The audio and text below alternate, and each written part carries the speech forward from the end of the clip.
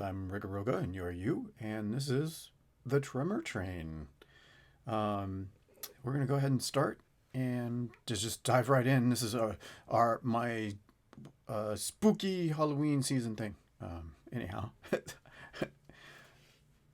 let's take a look. So this is Tremor Train. It's a one-shot adventure for fifth edition from R&W. It's gonna take supposedly it's going to take about 3 to 4 hours. It's 2 to 5 players. Nope, I'm doing this solo, just me, but I'm going to play with 6 characters because I'm crazy. And pencils and erasers. I printed everything out in the sort of construction getting it started episode. So I've got everything all ready, and we're going to start with pre-generated characters. So here's the story. A member of staff has gone missing inside the Ghost Ride attraction, or inside the caverns of the famous Tremor Train, a local Ghost Ride attraction. It's your job to find this poor soul and rescue him from whatever trap he may have fallen into. What mysteries await you inside Magic Mountain? Are you ready to ride the rails of terror?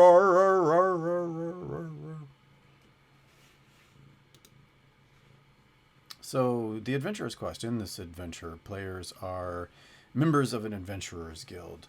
The guild has been approached by a local business owner who has had a member of staff go missing and requires a team of capable of discretion to go undercover as tourists, take the ride, and find out what's going on. Along with their adventuring gear, guild leader Harold Neilman also provides the team with the original letter he received, in hopes it will aid the investigation. The adventure takes place exploring an incredibly dilapidated theme park horror ride. The ride is a feature of the Mystic Mountain Range, a large mountainous area that locals and travelers frequent for its tourist attraction. The Tremor Train is a particularly dated attraction that began its life almost 50 years ago, but has little appeal to today's tourists, and thus hasn't made the money to be able to improve the ride or spruce up the fixtures. It was once a glorious camp and fun experience with enchanted skeletons, dedicated scare staff, and powerful, spectacular illusions that provided crazy thrills in a safe environment for those who loved horror and adventure without risk. After the owner passed away 10 years ago, it was inherited by his son, Brobin Hutch, who, in an effort to save money, has taken a lot of shortcuts. These include replacing complex mechanical spiders with real ones, firing scare staff in favor of some real ghouls he lured in, who he doesn't have to pay, and generally forcing other dangerous creatures to participate in for the entertainment of tourists. At one point, he hired a shady wizard who helped to pull off some of the bigger tasks, like luring trolls into the lava caves. The lack of investment and negligence of the owner have caused many problems to occur within the vast cave system, including an uncontrollably large spider nest in the final room. The owner has even resorted to rerouting the rails so that the exit doesn't meet the entrance anymore, as exiting customers would complain so much it would put off those entering and lose ticket sales. He has just 2 members of staff left who work long and difficult hours in an effort to keep the ride operating. One member of staff has not come out of the ride after his shift a couple of days ago, and Brobin is concerned something bad may have happened to him. The missing staff member, Saul Grainfeather, has fallen victim to the spider problem that has gotten way out of hand in the final chamber. An unwitting visiting family were attacked by the giant spider, residing there after their child threw a toy at the spider, and it bounced. Saul was finishing his shift when he heard their screams and ran to help, only to be cornered himself. They have all been trapped there ever since. It's up to the party to find and save them. So, we are the party are members of an adventurers guild that occasionally helps out locals in surrounding towns and cities. I wonder what adventurer guild that might be. Along with my companions, these companions that I'm playing, we've been handed a letter by the guild leader, Harold Neilman, in which lie the details of your quest. Let's take a look at that now. Let's do that. We're going to switch over here, and then I'm going to show you the letter. So here's the letter. And I need to find it.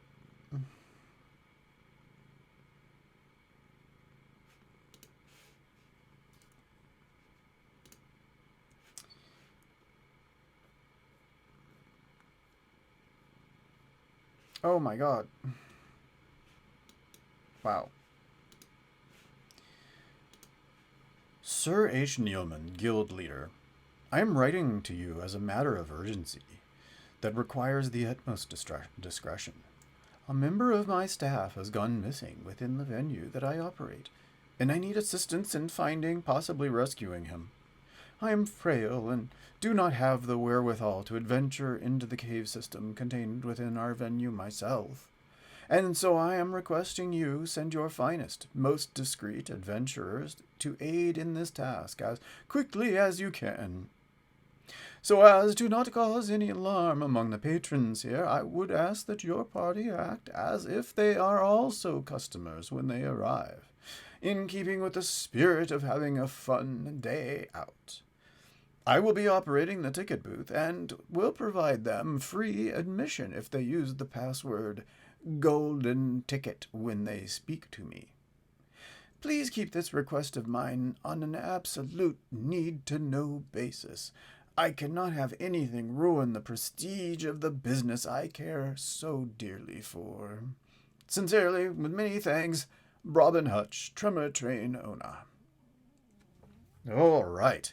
Well, so that's the, as I pick my nose on screen, hopefully I will pick that out. Okay, so we've taken a look at the letter. And let's see, what else?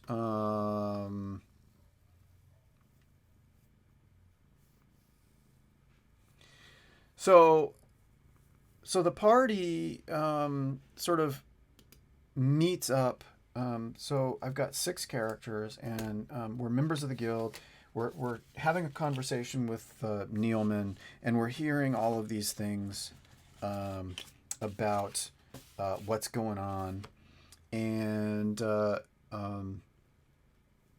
Neilman explains that the owner of local tourist attraction has lost a member of staff somewhere inside their ride, and that you 6 have been selected to go and investigate as discreetly and swiftly as possible. And as you've read in that letter, of course, I'm going to provide you with, of course, the necessary adventuring gear, and I've arranged a cart to take you up into the famed Mystic Mountain Range, where the TREMOR Train and other tourist attractions are located. As the party sort of climbs into this cart for the short journey up the mountain, we meet the other adventurers that have been assigned to this mission.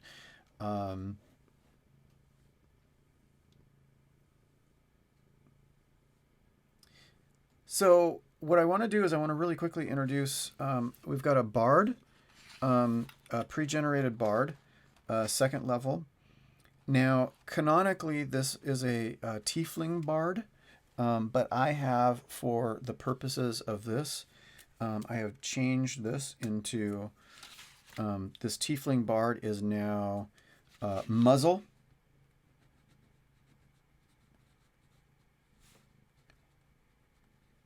The fox bard. So we see sitting here, we see a fox person who has a combat instrument and introduces themselves as muzzle to the party. and you can imagine what a fox person looks like. The next person in the group is canonically is a human paladin, and I have, for the purposes of this adventure, named this paladin Dewlap, who is the dog paladin. And so we can see, it's a hunting dog with the dewlaps to protect the jugular vein while hunting. A beefy sort of hunting dog of some kind, but beefy, but not not overweight, not in shape, appropriately sized. The next character that we're introducing in the cart, we find the rogue, who is canonically a Lightfoot halfling rogue. This is actually Stifle.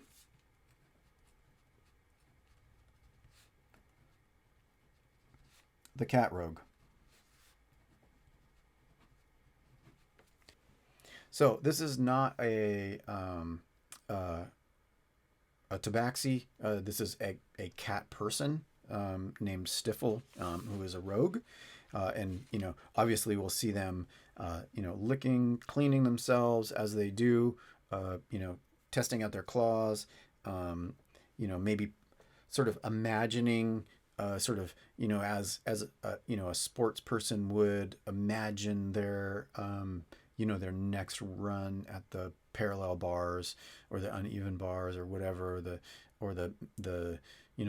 their next stunt, and they're imagining it in their mind, and you can see they're kind of imagining, like, what would it take to get into that bag over there without anybody seeing. The next character in this cart is canonically a rock gnome wizard, and for the purposes of this, I have named this character Tail, the weasel.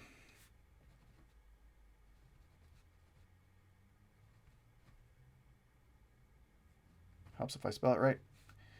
Wizard. So this is a weasel person. This is you can totally imagine the face and the long neck and the long lithe body and the flicky tail. Always on the move, like bouncing around, looking at everything, looking at one side of the cart, looking at the other side of the cart, as a weasel do. And the next character in the cart that we are introduced to is canonically a high elf ranger, but for the purpose of this, I have named this person Talon, the owl ranger.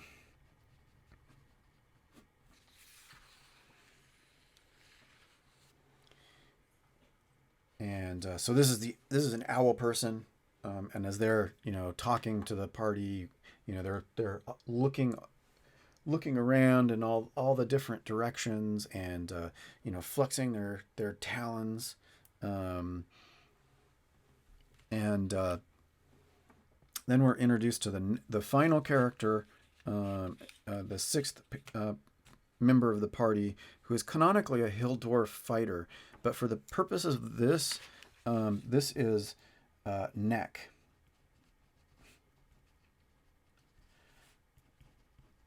The badger fighter.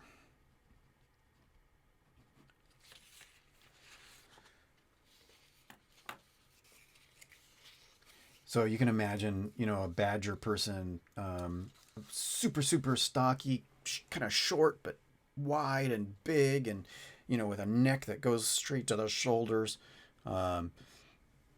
super tough skin, definitely somebody who is going to be there in a scrap. And so let's take a look as they, these characters, they introduce each other to each other, and maybe one or two have adventured together, but what they are sort of starting to talk about as once they've finished introducing each other. Um, let's actually, I need to.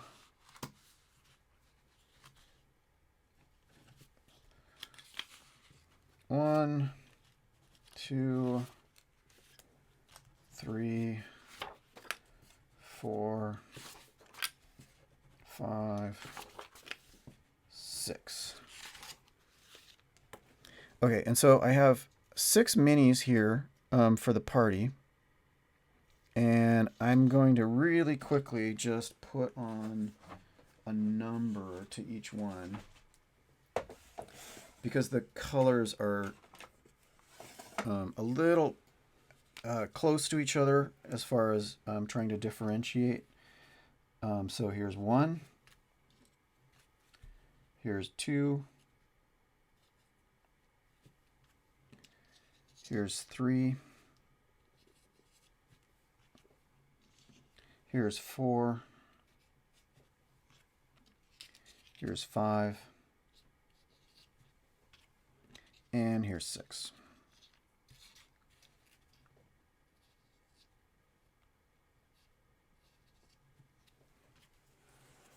Okay, now what I'm going to say is we've got our 6 adventurers and they're having their discussion. They've met up. You know, they're talking to each other.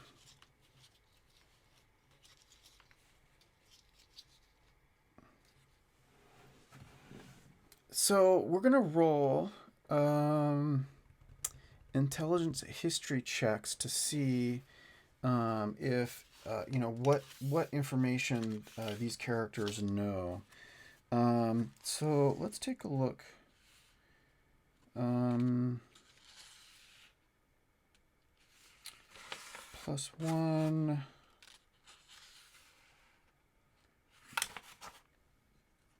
+2. Oh, here's a +5. So Tail the Weasel.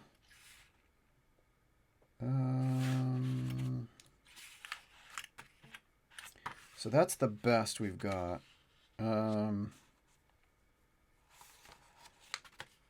So somebody like I think Stiffle the cat. Stiffle and Tail are going to try this out. So it's going to be with a help action. So obviously that'll be with advantage. So let's roll and see what they learn about the Tremor Train. So that's a nat 20. Whoops, not a 2. It's a 20. So they totally have heard about it. I think I think one or two of them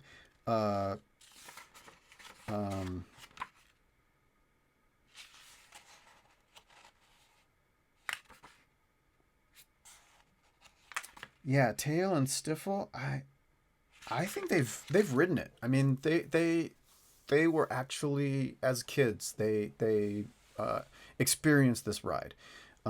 They've heard firsthand that the ride is in terrible disrepair and that no one goes there anymore because it's so shoddy and underwhelming. And they know that they've ridden it in the past, and they know that it's gone downhill, and that it's now an embarrassment. How can they call it an amusement ride? There's nothing amusing about it anymore. When I was a kid, it was great, but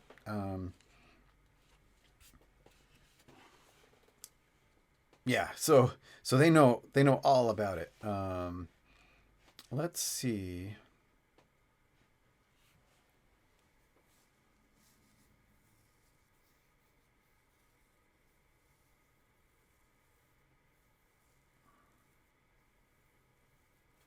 So I think.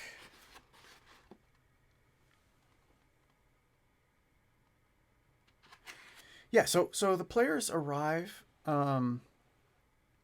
at after this journey, and after bonding together, they really arrive and just sort of say what there is to say about it, and I think they probably start to get bored. I mean, these are adventurers; they're used to adrenaline, right? But they arrive at the at the Mystic Mountains, at the mouth of a very tall tunnel-shaped cave. It's green glowing lights hover all around, obviously fueled by green flame. Um, and the green glowing lights frame the entrance in a ghostly carnival glow. Huge gaudy letters have been fixed to the entrance that say, "Take a trip on the TREMOR train," and a small sign underneath that says, "An exhilarating experience for thrill seekers and horror lovers, ages 6 and up." And as we draw closer, we see that the letters they're chipped and they're weather worn. The outside of the cave entrance is a tall wooden ticket hut. Or outside the cave entrance is a tall wooden ticket hut, painted in peeling lavender and green stripes. And a female half-orc is stood facing whoever's inside the booth, shouting at them, seemingly angry. And you hear, "You need to clean up your act, Hux. I quit." The half-orc turns on her heel and stomps down the mountain, and she looks enraged but determined to leave swiftly before something falls on her, no doubt. I think that, and the players, so what do they do? I think let's do an oracle.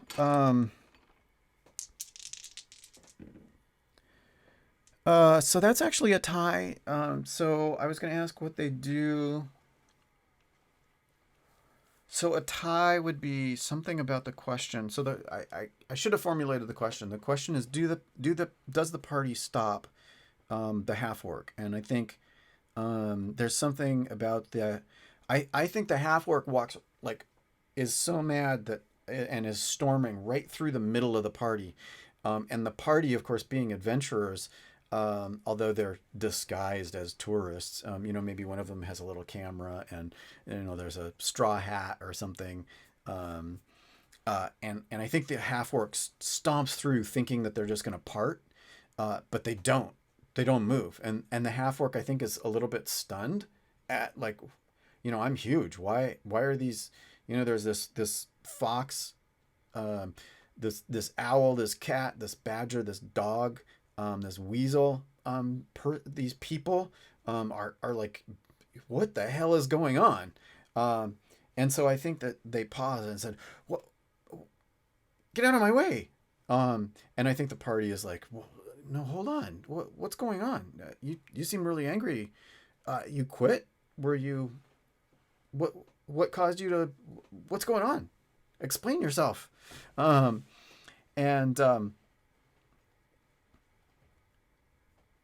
she says it's just like, it's awful working here. We're usually working alone. We rarely see any other staff person working because the shifts are we're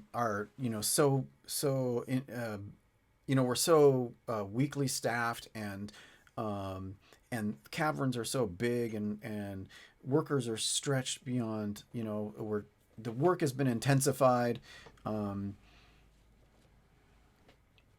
And I think that, well, wow, yeah, and I think one of them probably Tail the weasel, or Stiffle the cat, or who else would be?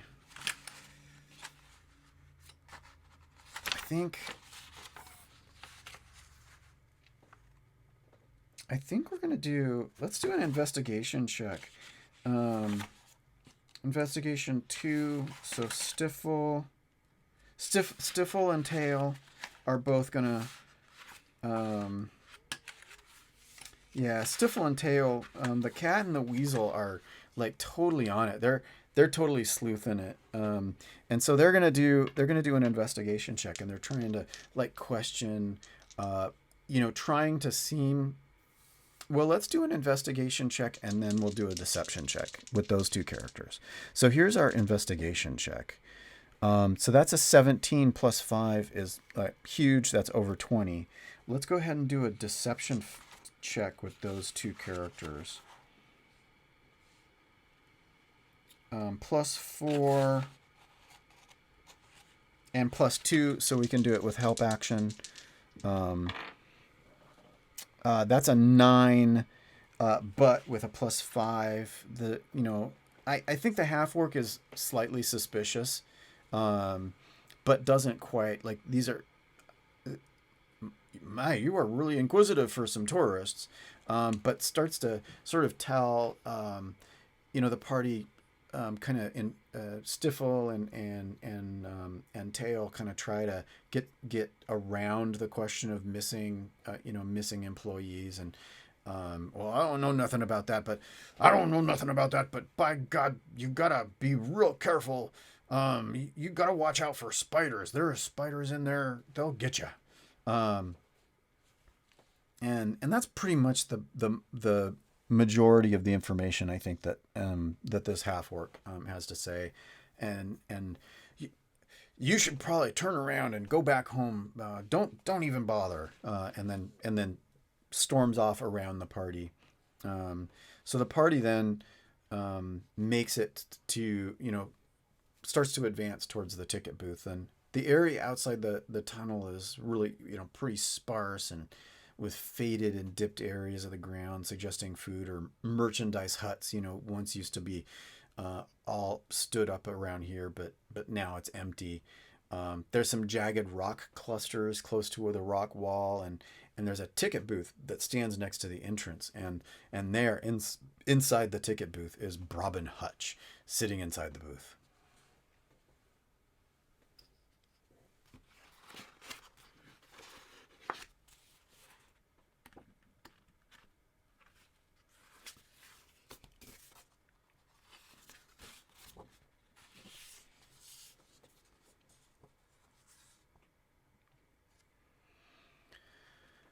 Okay, so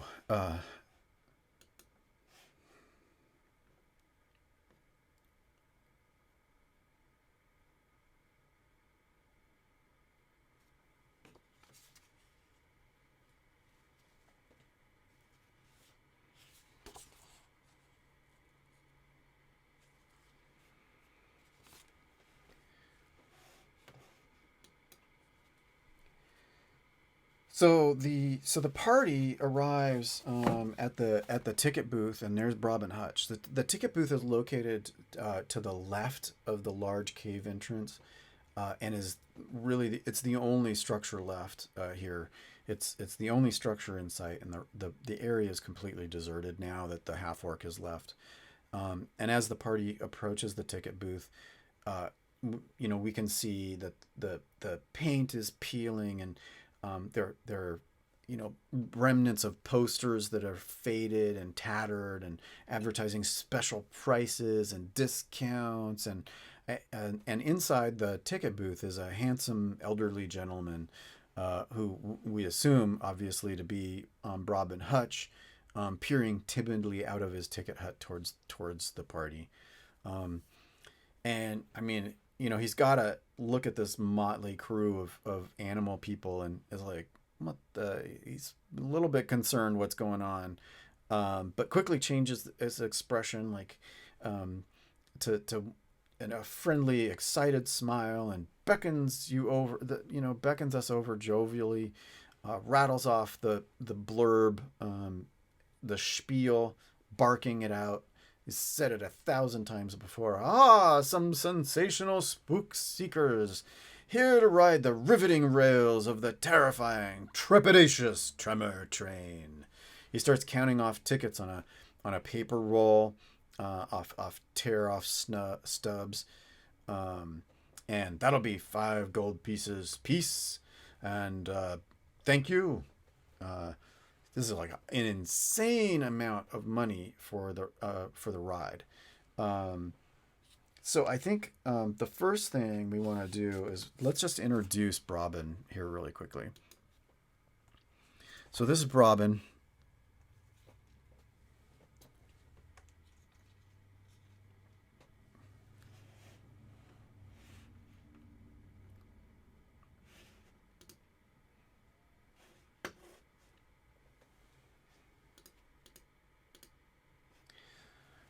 Brobin is a stubborn and greedy businessman who is well practiced at putting on a friendly face for the crowd. He inherited the ride from his father's passing 10 years prior and has been coasting on the prestige of the Mystic Mountain area ever since. He is convinced the reason people don't enjoy the ride is because tourists these days are too demanding, and that bad word of mouth is killing his business. He isn't one to admit fault, and his sustained negligence of to the maintenance of the ride is evidence of his arrogant approach. His strength lies in sales, and he relies heavily on his quirky way with words to impress and usher in new customers. He enjoys working the ticket booth, and it's physically very undemanding, and counting the money gives him a high sense of satisfaction. His greed for money means he is continuously skimped on investing in the ride's safety and upkeep. He considers himself a very clever man to have brought in real creatures as opposed to staff, as he doesn't have to pay creatures. And as long as people stay in the cart during the ride, they're usually fine. So that's Brabin. So we're meeting him in the ticket booth.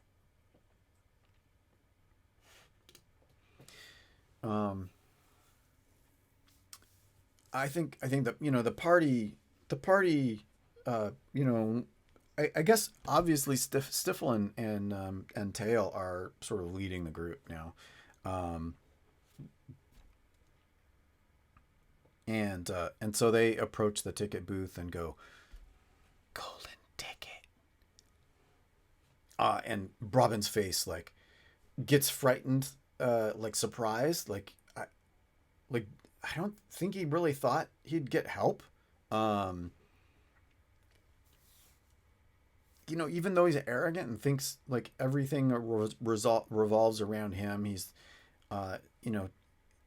but he doesn't really think about other people as having agency, really.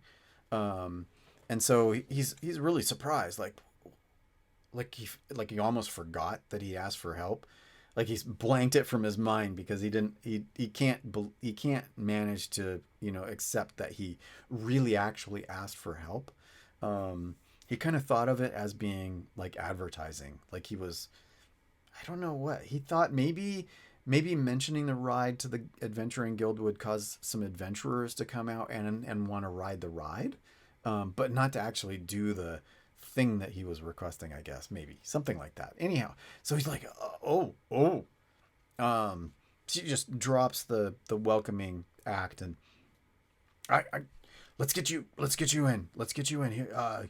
Go ahead. You don't need tickets. I need you to go in, quick, get out of the way, and in case any other customers show up.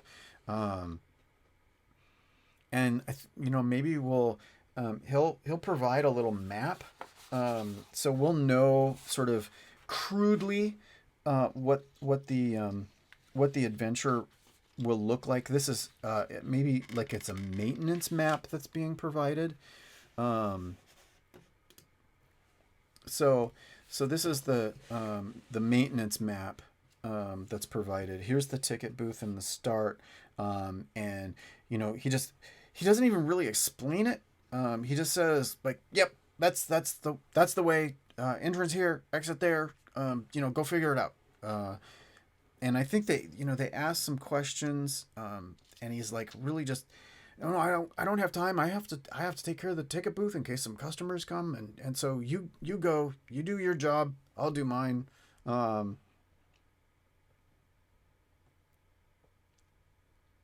And and he'll say, and he'll talk a general order. You'll see the ghouls. There's spiders, and then Ghost Hill and Lava Land, and he'll describe the different parts of the ride, and so this is what you'd expect, and watch out for spiders. They've gotten out of hand.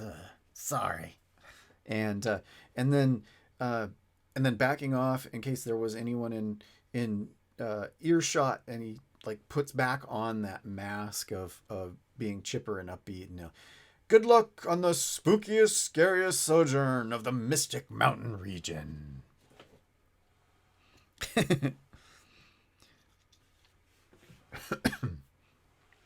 So the party.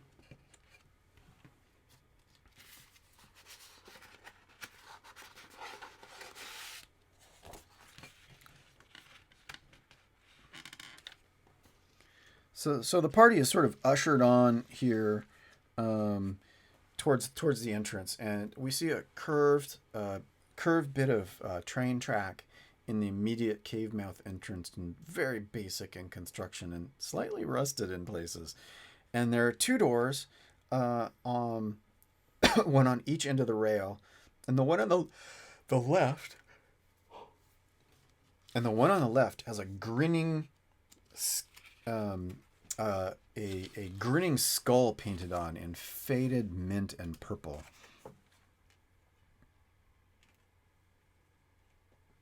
So that's the entrance that we see. Um, and is it's surrounded by a sign that reads, "Prepare for terror and spooks within." And the door on the right has a similar painting on it, and over the top of the door reads, "Thanks for riding the timber train." So I wonder what we're gonna do.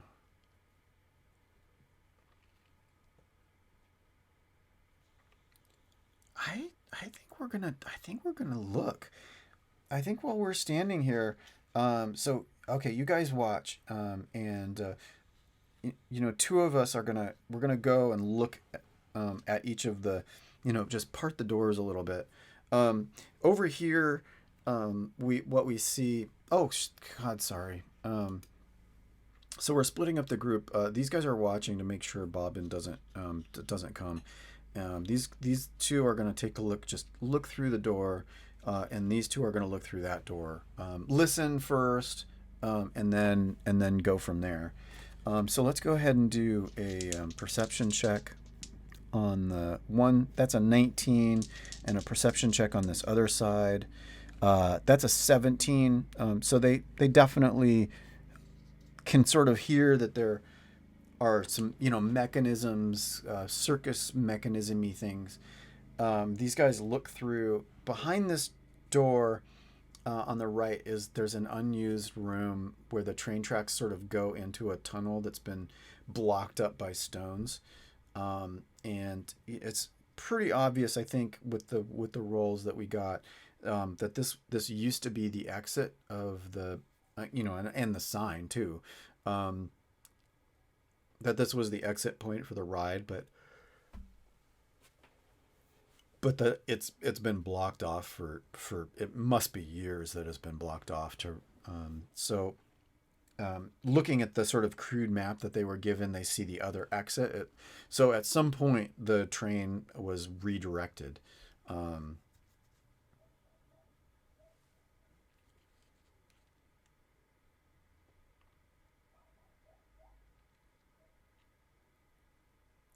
um,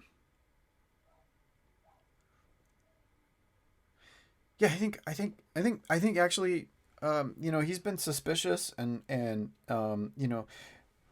looking for customers. Bobbin has, and he sees them, the party sort of milling about and looking and stuff, and he comes. Oh, no, no, no, don't, no, no, no, no, no.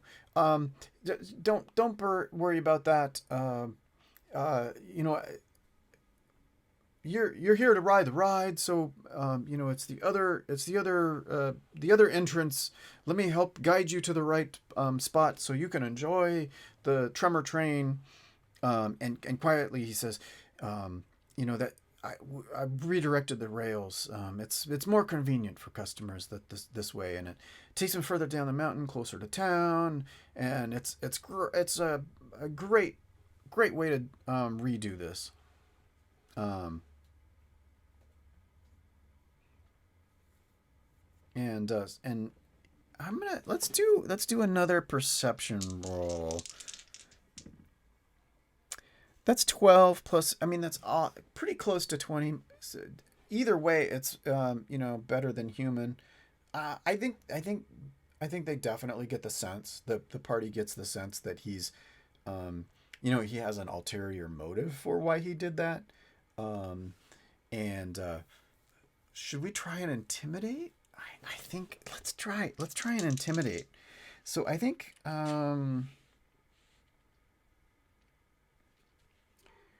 yeah, so muzzle.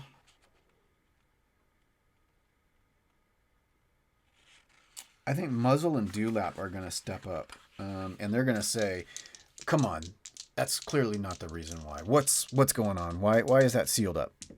So that's an 18 plus 5. That's over 20. So that's more than heroic. I think he look. I redirected the trains because I didn't want the other customers coming out and bad mouthing the ride in front of the customers who were going in, and I just needed to make sure that they didn't cross paths. That's the real reason. So I sealed it up and redirected it.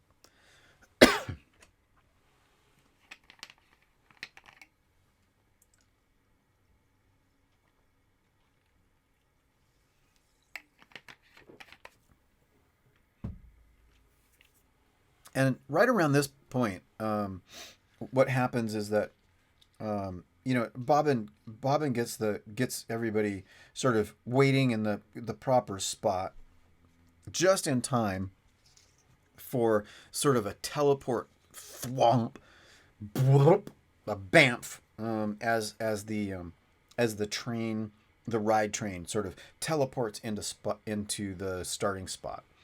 Um, the train itself, as it shows up, it's very basic. It consists of 4 low riding cars, each with 2 wooden benches inside. There's no safety regulations or equipment to speak of. The frontmost car has a small engine driven by a minor storm elemental, and the subsequent 3 cars are hooked up to the cars in front of them. And each of the cars fits about 2 people. So let's go ahead and let's decide our order.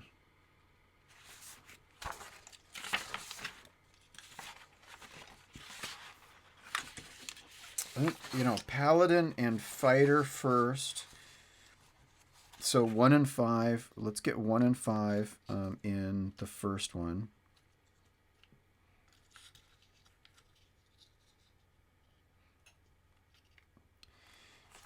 And then we'll get, I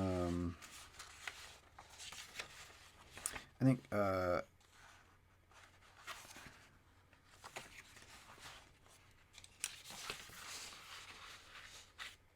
muzzle.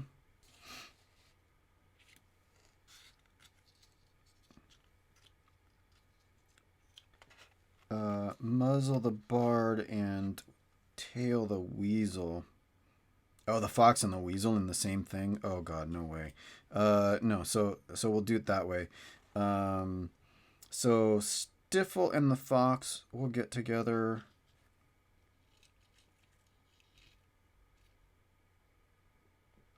Actually, maybe the fox and the weasel need to have their own. We're gonna put Stifle and Talon in the final one. So the weasel and the fox are just too twitchy for everyone else, and they're like, no, you guys, you can have that one. You have that one. Okay, so that's our marching order, and once everyone's boarded, and Hutch pulls a lever from inside his ticket hut. He's rushed off, bustled off to the ticket hut again. Pulls a lever, and the engine sparks to life with a few rough, roller coaster jolts of movement, and the train finally starts on its way, following the tracks, and the wooden doors in front creak open as the train advances.